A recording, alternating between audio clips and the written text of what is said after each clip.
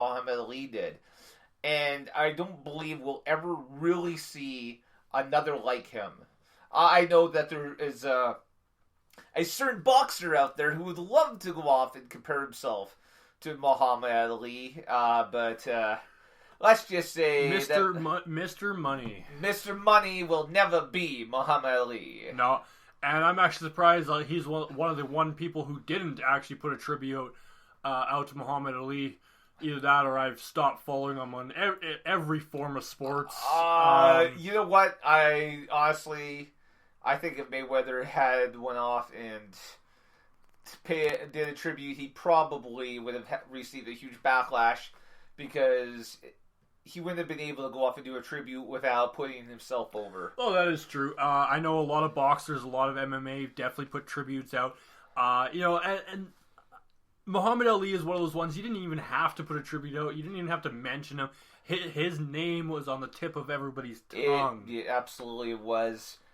And, I mean, it's sad, but, I mean, I honestly believe that the world of, not just boxing, but of MMA would not be where it is today if it wasn't for Muhammad Ali. I think it's pretty serious about that because we're talking about an industry that, again, he went off and he elevated it just by his own presence. He elevated boxing. But boxing, if you look at MMA today, a lot of it is, striking. That is true. I will give you that point. You do have a very fair point on that. And that sucks. This is going from a guy who's not a big MMA guy, but I mean, a lot of the stuff from MMA does have to do with striking. Hence the name Strikeforce. Yes. Oh, I'm going to continue plugging that name now. Ole! If you get that reference, then you're my friend for life. If you get the reference of Strikeforce, chances are you're part of my table at every UFC event here in the city because we have my buddy from Smack Combat always brings out his Strikeforce lanyards that he actually bought as the company was going out and being bought out. He has bought all of them and he continues to give them away for free. So, that shows how much Strikeforce is important to people. And screw you, UFC, for stealing away yet another important thing. But we're going to enjoy some music, and we're going to come back talking about some debacles and some entertainment, and maybe a little bit of tears here and there, depending on how hard I punch that mask guy. So yeah, here's our music, and we'll be right back.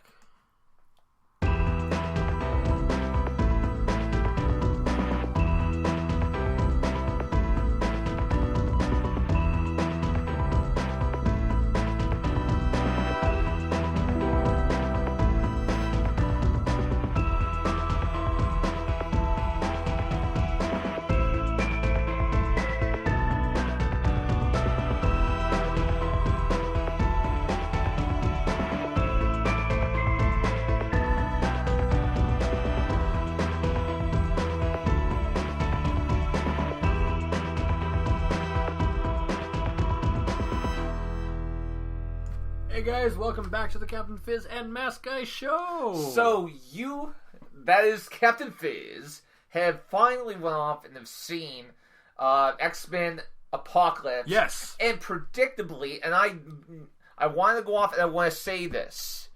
I went off my Twitter account, at that Masked Guy.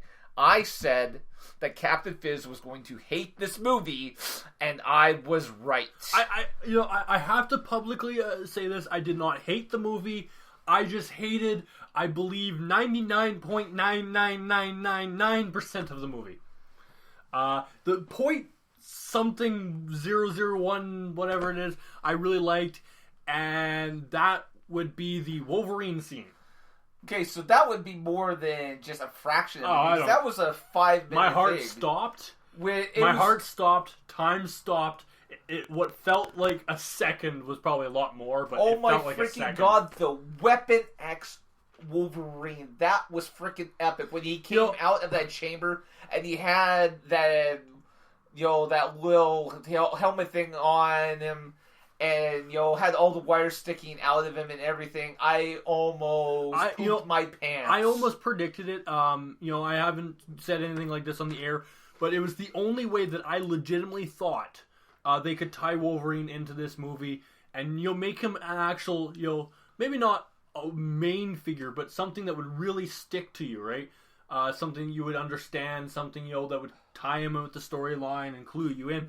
And the only thing that made it possible, that would make it that way, would be Weapon X. And I mean, that's one thing that was never really explored.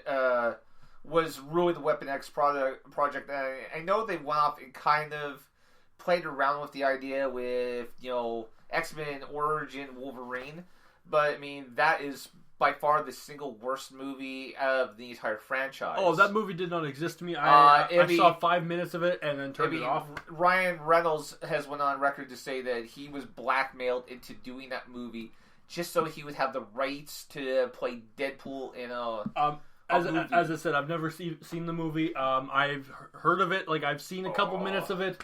That was enough to turn me off and really despise it. So I don't know anything about that movie. Thank God. The nice thing is, that the one thing about this trilogy that we've seen here that has been finished up with Apocalypse was that it kind of rebooted. And so a lot of the stuff that you see that happened in Wolverine Origins wouldn't have actually happened. Yeah, but I guess. Either way, I'm not really sure. Weapon X, and you got the training robots at the very end. So I think that was pretty unique. Yeah, absolutely. There was a lot of really good stuff about this. And then at the very end, at the end of the credits where they showed, members of Essen Corp?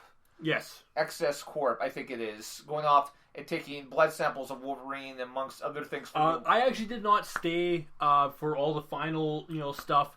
I had a bladder the size of a rhinoceros that was quickly running away from me. I will pretty much YouTube a lot of these things. When it comes to Marvel wannabes, so to speak, ones that aren't owned by Marvel, I don't really care what the end looks like anymore. This was good, though, because it went off. There's one major X-Men villain that has never appeared in any of the 8 movies that have been in the franchise so far, and that, of course, is Mr. Sinister. And so this organization that swoops in at the end of the movie to take blood samples and clean up and everything is owned by Mr. Sinister. So this is a tie-in. We could possibly see him appear as early as in the Gambit movie or in the final Wolverine movie. Do you think, though, that he will actually make an appearance? Because as we know, and especially as you were mentioning the quote beforehand, before we started our show, officially started the show, so to speak, that how Scott coming out of the Star Wars movie, yes, Star Wars was an X-Men. It was Return of the Jedi, because this was 1985. Yeah, and they said one important line, which I have used to describe this movie to a T, and that is everybody knows the third in the series is the worst. And, at when they went off and they threw that line in there, it was actually meant to take a shot at X-Men 3 Last Stand, which was, in my opinion, probably the second worst movie in the franchise. But very little, right? There was so much wrong in both these movies that ultimately it's really hard to pick who's the worst. Honestly, if I had to go with one or the other, I would say that Last Stand was so much worse. The abuse of the characters that they used in it, by far what we saw in Apocalypse, where the characters were a lot more closer to, who they should have been. But, you had a Juggernaut that appeared in Last Stand, and he was a mutant, and Juggernaut is not even a mutant at all. So, and that's just one case of just how terrible this movie was. And, of course, that movie got off to a bad start because at the very beginning, they lost their director. They lost the actor who played Cyclops, who went off to do Superman Returns instead. So they had to completely do a change of story. They had to kill Cyclops off at the beginning of the movie. But and just that, just right there, it's like you kill Cyclops off. Ouch. This, I mean, that it all went downhill from here. This movie, Apocalypse, though, this was not as bad as I feared it was. I still hated the way that Apocalypse looked in this movie. I didn't like, the way that he was treated in some of the events. There's some stuff I just really didn't like about it, but, I mean, honestly, I mean, it was nowhere near as bad as I thought it was going to be. And considering I saw it the night after I watched Alice Through the Looking Glass, I mean, maybe that is, colored my opinion just a little bit. But it was still pretty good. There definitely was a lot of glimmers of hope. Of course, the robots at the end. I kind of like the aspect of Apocalypse. I think they really fell flat on the delivery of such a very iconic character, a very powerful character. I have to put this out here. And this is a really key point.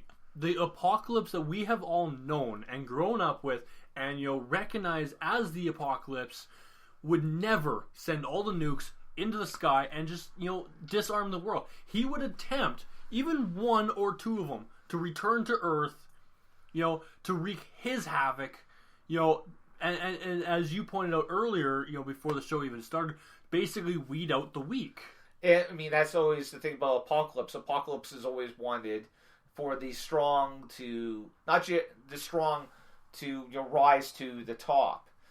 And while I did like the conceptually the idea as to what they were doing in the movie, where they use Magneto's abilities to go off and to, in fact, pretty much destroy the world, so that Apocalypse could go off and rebuild it in his own image. At the same time, when again with the missiles, I'm thinking, okay, why is he wasting these missiles? And again, because it doesn't seem like something that he would have done. No, but I mean, literally, I get it. I mean, you have, in this case, anyways, this version of Apocalypse, he's been sleeping for about 2,000 years, and he wakes up to find this world where he considers everyone has gone super weak and can't believe he had been betrayed for the world to be like this. Yeah, and I get that feeling. I do. Especially when you see the scene before when he actually gets put to sleep, so to speak. But I don't. I really find it hard to grasp of how he. I understand he's all powerful, and all that, but how he was so easily able to tap into, Cerebra. Well, what happened, and I mean, this is whatever the hell that thing. Charles Xavier uses Cerebro to go off and try to track down Magneto. Of course, Apocalypse is able to tune in it. I mean, at least in the cartoons that I've watched in the past, Charles, is always, anyone with psychic abilities who's tried to go after Apocalypse is always, gone their ass kicked. And so, I mean, that part I do get, that, he was able to overpower Charles. But, how he was able to use that to get the people in that sub to launch the nukes, I don't get. Again, because, I mean, if Charles's power had been, if Charles could have done it. If he had wanted to. I mean, if he had, had been considered by Apocalypse to be the final key step to what he needed to become a true god, by being able to read anybody's minds, he could, Charles had, been along with Apocalypse's vision. I mean, that would have been a very scary combination. Yeah, I expected more of a beatdown. Yes, okay, Xavier's in a wheelchair. Yes, I get that. But Xavier's mind is one of the most powerful weapons, known to man. It was, but again, we're looking at still a very young Charles Xavier. Yeah, but who knows what would, if Apocalypse had came and tried to battle with Charles Xavier, later on, in his life, played by Patrick Stewart, it probably would have been a much, closer, fight in there, because by that time, the only person that was really stronger than Charles Xavier was Jean Grey, and the only time Jean was ever really more powerful than he was